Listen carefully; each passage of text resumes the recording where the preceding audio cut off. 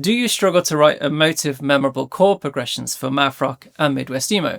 Every guitarist I've spoken to does. And trust me, I get it, learning all those finger twisting shapes and how to use them used to trip me up too. So in this video, I'm going to show you 5 progressions that define the sound, explain how they work, and give you easy examples of how to make them your own. And I've put together a downloadable PDF with all of the chord examples and progressions used in this video for Patreon supporters, which you can grab below. All right, so our first progression is one of the most well-known for crafting dreamy ideas, and it sounds like this.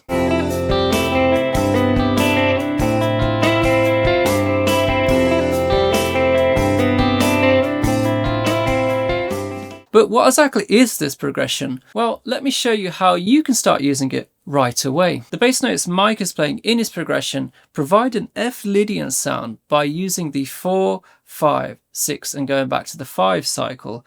I'm in E here, but it sounds like this. But before I go on, you might be wondering, wait, what do all of these numbers mean? So let me quickly explain. Chords are built from scale degrees, the most common being the major scale. And when building the most simple chords called triads, these use 3 notes. They follow a pattern of major, minor, and diminished. So when I say this progression is a 4, 5, 6 progression, I mean it's using chords built from those scale degrees. So with this in mind, what chords can you play to start getting this dreamy sound? Well, I'm going to stick to standard tuning for all of my examples and try using these emotive sounding chords to get you started. So for your 4 chord, try the C major 9. Try this D sus4 for your 5th chord. 6th chord, try this E minor 9 shape. And then going back to the 5th, let's try a different sus chord, a sus2 chord. And just from these chords, there's plenty of ground you could cover. For example, I could apply a similar picking pattern to that Never Meant example.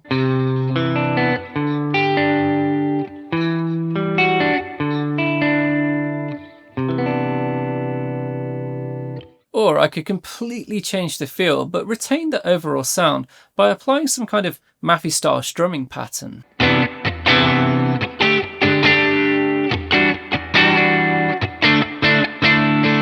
But for those of you who are looking for more of that Midwest emo sparkle to your ideas, try adding some open strings to these chords like this. So just remove your fingers from the 2 middle strings.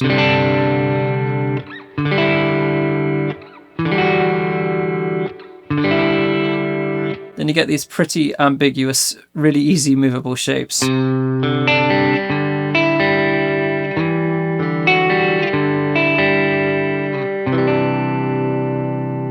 Our next progression takes the one from Never Meant and puts a catchy twist on it that we can steal, and it sounds like this.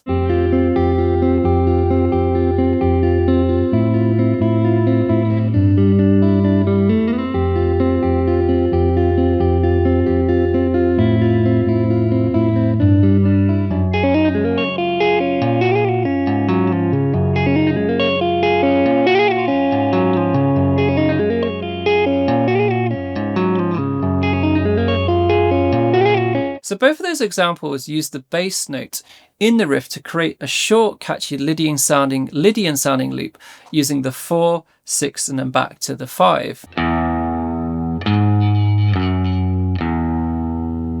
And I find myself using this one a lot without really noticing it. Again, like Never Meant, those 2 examples I gave both use alternate tunings, but here is an example of how you could apply this in standard. This loop works ever so well to create a kind of a math poppy bridge sounding section in a song. If I take the key of C major and start on the 4th and F major 9, I could move to the 6th, and that's going to be an A minor 9. And then for the G, I could use that dominant sound.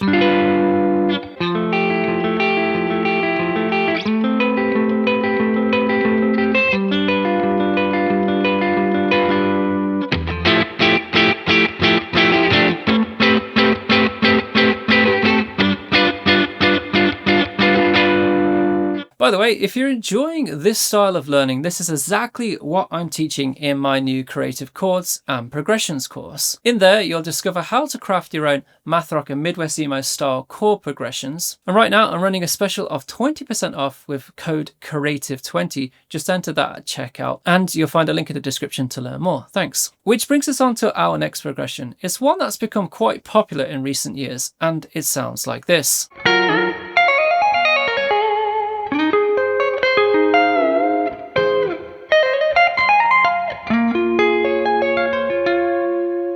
So this is a progression I first heard used by the guitarist Chico Nito, and after that I started hearing it everywhere else. It's a commonly used progression in J-pop and J-rock referred to as the Royal Road progression. So it uses the 4 going to the 5, but this time we introduce the 3rd, and then we end on the 6th.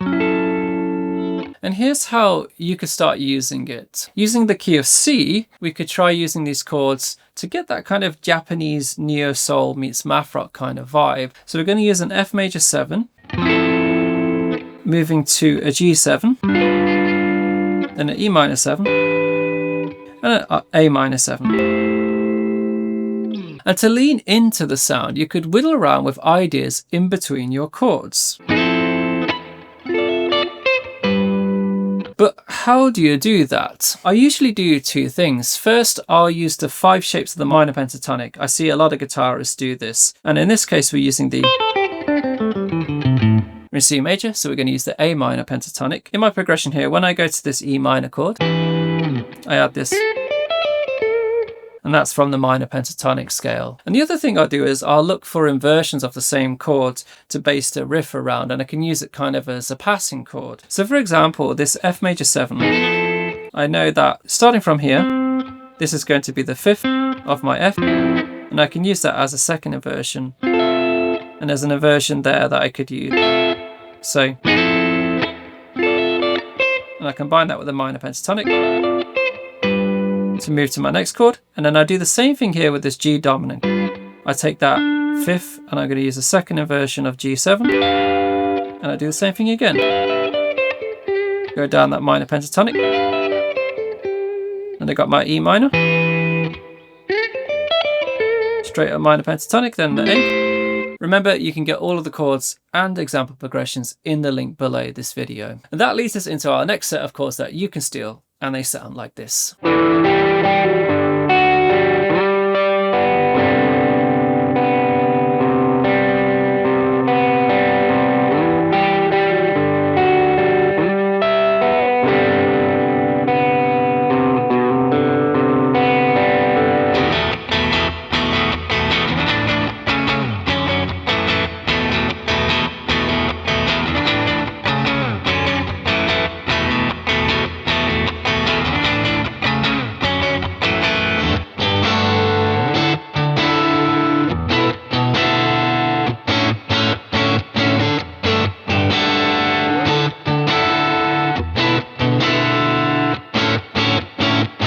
But what were all those chords? You might be thinking that they can't all be the same progression, right? Well, let me show you that they are quite similar and not as complex as they appear on the surface. All those examples I've just shown you, and there are many more, are using variations of your 1, 4, 5, and 6 chords, really popular progressions. Even the Home Alone intro by Totoro that contained many different chords is just outlining a 5, 1, 4, 6 progression. So you got your 5, your 1, the A first inversion, going to the D, which is the 4 chord, and again this is another inversion, just a 3rd inversion, and then ending on their 6th.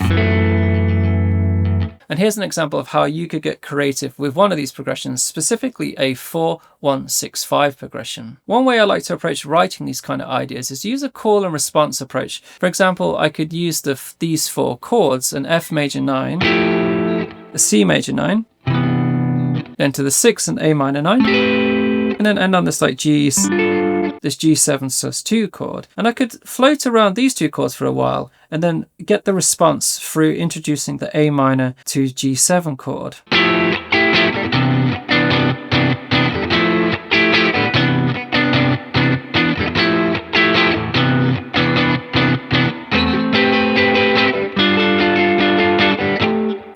little bit in its most simplest terms, or I could start to kind of do the same thing with a riff.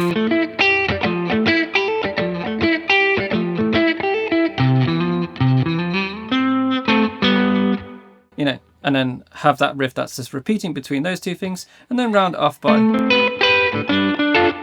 you know, going to those two chords to complete the response. Next, I'm going to show you one of my favorite groupings of chords for writing mathy and emo style ideas. And here's some examples of how they sound.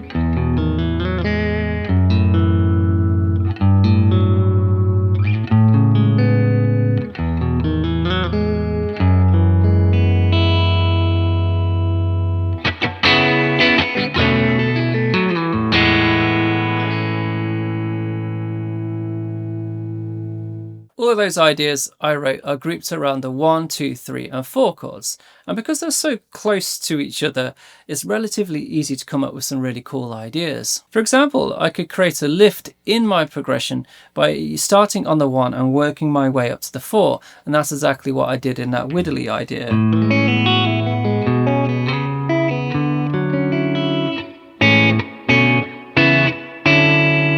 Essentially something like that, but just removing notes and then adding some extra open strings and little riffy ideas. Or I could do the opposite and put a fall into my progression by starting on the 4 and then going down to the 1.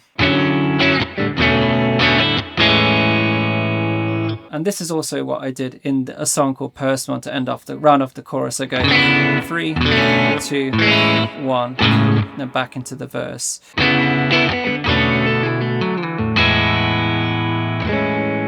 It just really feels it rounds off the idea. Or I could go back and forth to create a sense of push and pull in a progression. So I could go starting on my 4, so a D major 9. Going to the 2, back to the D major 9. Then to the 1.